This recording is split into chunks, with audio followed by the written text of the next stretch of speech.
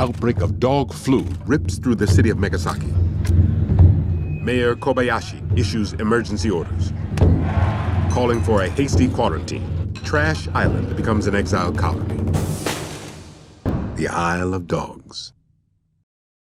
Wes Anderson films have the ability to turn simplistic ideas into picturesque fantasy worlds that feel like they belong in a storybook.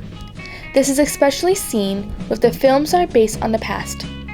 Out of the 9 feature-length films he directed, 5 of them consist of mise-en-scène that belongs from the 20th century. The way he showcases the past gives off a romantic version of it.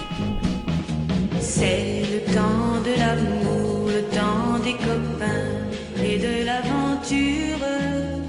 Quand le temps va et vient. This is because he takes ugly aspects of life and makes them feel whimsical, such as something drastic like World War II to something simplistic like 12-year-old romance. This romanticism also occurs with Isle of Dogs. Isle of Dogs is Wes Anderson's best example of a film juxtaposing the ugliness of Trash Island to the beauty of Japanese culture in this weird, futuristic yet 60s-style fictional city of Megasaki that's set in Japan. However, this film received criticism due to how Wes Anderson used language in this film. Or somebody spoke his language. While some people appreciated the use of English and Japanese language to represent how dogs and humans have a language barrier in this film, critics such as Justin Chang from LA Times took issues with their use of language. It's interesting mainly as a vessel for Anderson's enormous visual imagination, the results of which are both dazzling and a little troubling. Anderson has always been a cultural magpie, and I have no objection to his churning out a futuristic, highly stylized vision of Japanese society. But as eye-popping as much of Isle of Dogs is, there's something off-putting about the way Anderson uses language and falls back on stereotype, effectively treating the citizens of Megasaki like foreigners in their own movie.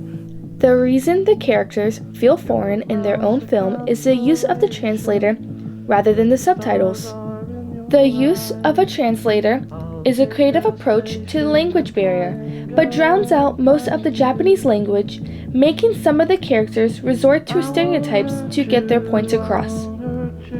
Also, whenever the translator is not around, characters such as Atari's dialogue becomes a lot more simplistic.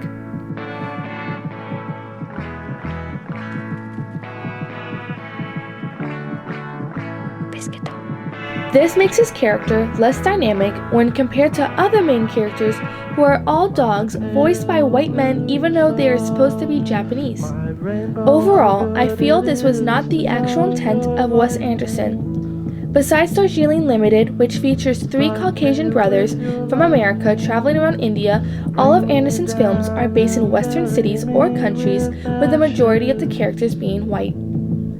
His love for romanticizing aspects of his films, in this case, it was Japanese culture, film, and the 1960s, both created praise, but also caused repercussions for his lack of understanding on how to create and treat POC characters.